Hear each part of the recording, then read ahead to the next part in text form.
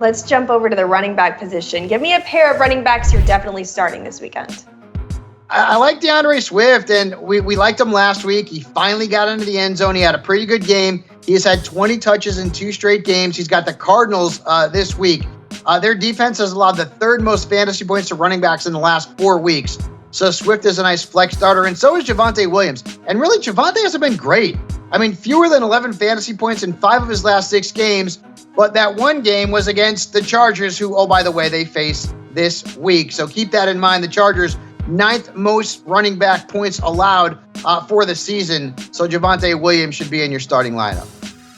Moving over to your sit list, you're definitely starting Dak Prescott, and I'm sure you're definitely starting CeeDee Lamb. But you say no go with Tony Pollard, who could have been one of the bigger fantasy busts this season. And there's another young stud that you also say use caution with. Yeah, both of these players are kind of either start them with caution or temper your expectations. And Tony Pollard, I mean, you said it. I mean, he's one of the biggest disappointments in fantasy football this season. Single-digit points in each of his last couple of games.